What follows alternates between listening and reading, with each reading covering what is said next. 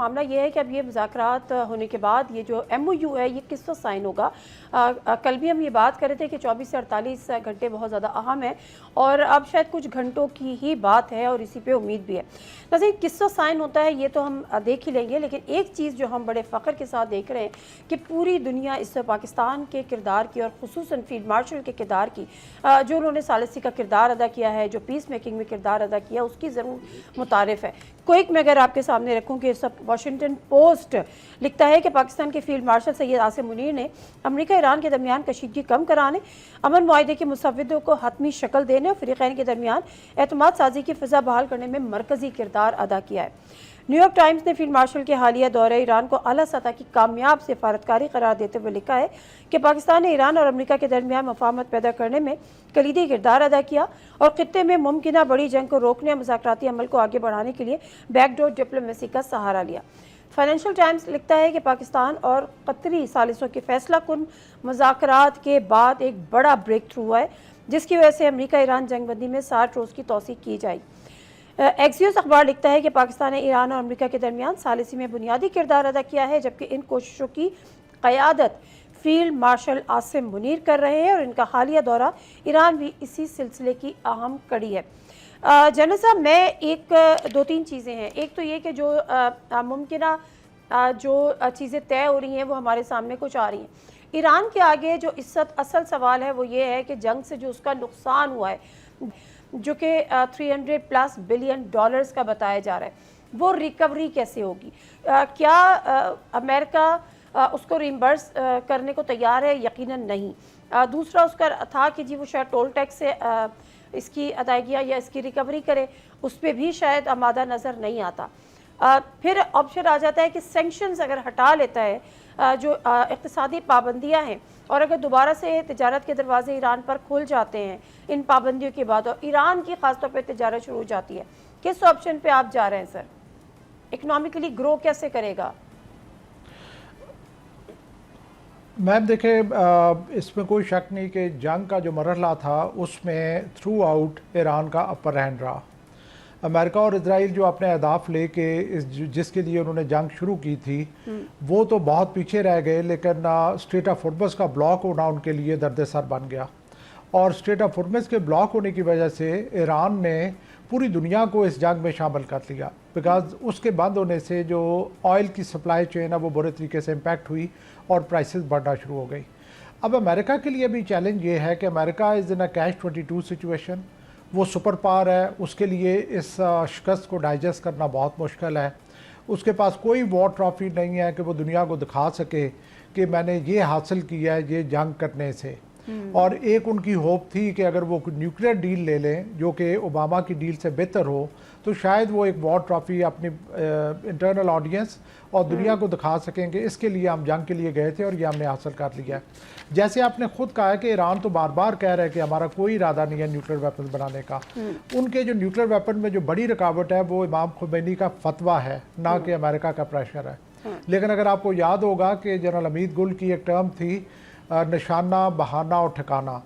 तो ये बहुत सारी ऐसी होती हैं जो एक्सक्यूज़ यूज़ हो रही होती हैं। जैसे इराक के केस में भी हुआ था, वेपन्स ऑफ मास डिस्ट्रक्शन, कोई ऐसी चीज़ नहीं मिली लेकिन उन्होंने इराक के ऊपर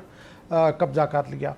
अब ये जो आपकी बात है कि रेपरेशंस मिलेंगी ईरान को, या वो डेफिनेटली जब भी इस तरह की टॉक्स होती हैं तो मैक्सिमलिस्ट पोजीशन होती हैं दोनों साइडों की। ईरान तो विश करेगा कि उसको रेपरेशंस भी मिलें,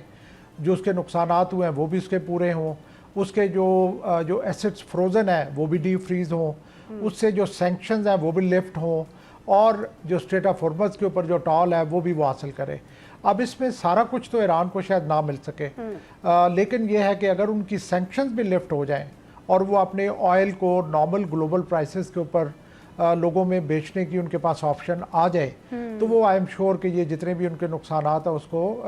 बहुत हद तक वो रिकवर कर लेंगे। बिल्कुल ठीक है, बिल्कुल ठीक है। अच्छा डॉक्टर जमील, आप ज़रा बताइएगा कि हम जब बात कर रहे होते हैं कि जिस तरह से हम कह रहे हैं कि, या ट्रम्प कह रहे हैं कि जी फाइनल मराहल में, और मार्को रूबियो भी ये बात कर रहे हैं, तो सवाल ये है कि हम थोड़ा सा पोस्ट वॉर सिनेरियो पे अगर जाते हैं और जिस तरह से सैंक्शन का ग्रेजुअली ख़ात्मा होता है, जो इक़्तिसादी पाबंदियाँ अमेरिका ने लगाई हुई हैं, उसका फ़ायदा पाकिस्तान को किस तरह से पहुँचेगा in terms of oil purchasing?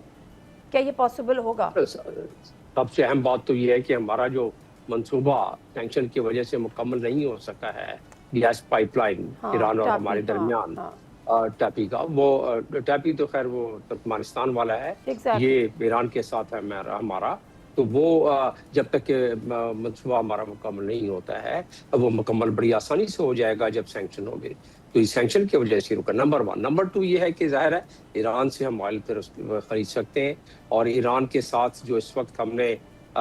Iran के साथ ताउन किया जो ईरान को हमने जिस भंवर से निकालने की कोशिश की है और तकरीबन कामयाब हो गए हैं, तो ईरान को इस चीज़ का अफराल जो ईरान ने नारे लगाए, अपने जाके पाकिस्तान के झंडे उठा के जुलूस जल से निकाले वहाँ पाकिस्तान की पजीराई में, और उनके उसमें पाकिस्तान जिंदाबाद के झंडे नारे लगाए अपने पार्लियामेंट में, तो आफ्टरऑल वो उसका एक गुडविल तो बहरहाल है सबसे ज्यादा बड़ा, कि 900 किलोमीटर का हमारा उनके साथ सरहदें मिलती हैं, हमारे 5 उनके साथ रास्ते हैं जो कि तजारती रास्ते हैं, अभी भी 6 रास्ते हमने खोले हैं ना इस दफा, जब अभी हम अपना सेंट्रल एशिया में उनके थ्रू जो जा रहे हैं आगे, लेकिन उसमें तो ज़ाहिर है उनकी भी मदद हो रही है बीच में। तो कहने का मकसद ये है कि ये तजारती लिहाज से तो बिल्कुल है ही है, लेकिन जियोपॉलिटिकल लिहाज से भी उसमें हम और पूरा ये खिता उससे एक एडवांटेज में आता है। सर सॉरी मैं आपकी बात काट रही हूँ डॉक्टर साहब, मैं सिर्फ ये जानना आपसे बेसिकली चाही थी कि पाकिस्तान क्या इस पोजीशन में होगा कि ईरान से तेल बाय कर ले, उस सूरत में अगर सैंक्शंस जो है वो अपलिफ्ट हो जाती हैं, पाकिस्तान में पेट्रोलियम प्राइसेस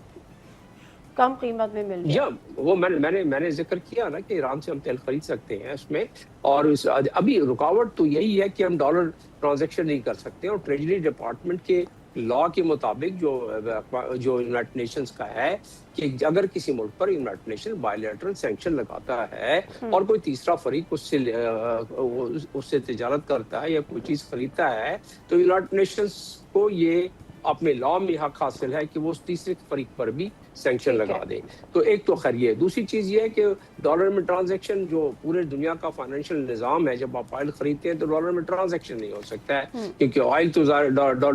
डॉलर में उसकी होती है। बॉर्डर में हमारे पास, उनके पास और हमारे पास जो है गुड्स एंड सर्विसेज ऐसे नहीं है कि हम बॉर्डर 100% बॉर्डर कर लें, तो लिहाजा यकीनन इसमें तिजारत के लिहाज से हमारा उनके साथ फायदा है, और मैं बता रहा था कि जियोपॉलिटिकल लिहाज से भी हमारा फायदा है। ठीक है, मैं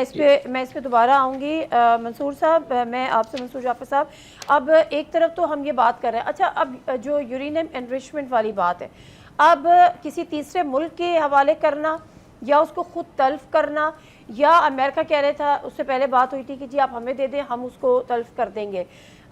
इस पे किस चीज़ पर इत्तेफाक होने जा रहा है? इस वक्त जो चीज़ें लीक्स हुई हैं या जो एक असेसमेंट इस बारे में की जा रही है खासतौर पर बैन अवी मीडिया में, उसमें जो ईरान उसे ज़ाती तौर पे, क्योंकि ख़ुद वो NPT का सिग्नेटरी है और उसकी एटमी तनसीबात भी और उसके प्लांट भी जो है वो इंटरनेशनल एटॉमिक एनर्जी एजेंसी जो है उसकी बाकायदा रेगुलर इंस्पेक्शन में रहे हैं, और सो मच हो कि उनका जो बूशहर का जो एटमी बिजली घर है उसके बारे में तो रूस ने पिछले दिनों ये बयान दिया है कि वो ईरान और उसका बायलैटरल मामला है, वहाँ किसी तीसरे मुल्क को मुदाखलत का हक भी नहीं है। तो लिहाजा ये जो अफज़ुदा यूरेनियम जिसके बारे में बात की जा रही है, उसे ईरान यकीनन उसकी ग्रेडिंग जो है वो कम करने के लिए तैयार है, लेकिन वो उसे किसी तीसरे मुल्क के हवाले करने के लिए तैयार नहीं है, क्योंकि रिसेंटली जो रहबर आला है उन्होंने इस बारे में एक बाकायदा फतवानुमा हिदायत जारी की है कि जिसमें उन्होंने कहा कि हम अपने ये जो अफज़ुदा यूरेनियम है इसकी उसी तरीके से हिफाजत करेंगे जिस तरीके से हम मुल्क के दीगर असासाजात और मुल्क की सॉवरेनिटी या टेरिटोरियल जुरिस्डिक्शन की एक अमानत के तौर पर हिफाजत करते हैं, लिहाजा किसी तीसरे मुल्क को हम ये नहीं देंगे। हाँ, मुमकिन है इस बात पे कि ईरान का, क्योंकि इस बारे में ज़हन क्लियर है कि वो न्यूक्स नहीं बनाना चाहते, वो इसकी एक डिग्रेडेशन बैन अवी जो फोर्सेस हैं उनके इत्मीनान की हद तक जो है वो लोकली करने के लिए तैयार है, लेकिन इसको किसी तीसरे मुल्क के हवाले वो नहीं करेंगे। और ये ओके फाइन, थैंक यू। मैं एक और ब्रेक का वक्त है, हम ब्रेक से वापस आएंगे। तो दो इम्पॉर्टेंट, एक तो जो बराक ओबामा ने उससे पहले साइन किया था एक एग्रीमेंट, उसको भी क्रिटिसाइज़ किया है कि वो तो इस तरह से था कि आप न्यूक्लियर वेपन बनाए, ईरान उसको इजाज़त दी थी। लेकिन एक और बड़ी पॉइंट उन्होंने की है, जब उन्होंने तमाम लोगों का शुक्रिया वो ममालिक का अदा कर रहे थे, वहाँ पर उन्होंने ख़ासतौर मिडिल ईस्ट का भी शुक्रिया अदा किया और उन्होंने कहा I would like to thank thus for the countries of Middle East to their support and cooperation, which will be further enhanced and strengthened by their joining the nation of historic Abraham Accord. And who knows, perhaps the Islamic Republic of Iran would like to join as well. और ये एक बड़ी I don't know sarcasm था या क्या था। Subscribe करें और बेल दबाएं ताकि कोई खबर रह न जाए।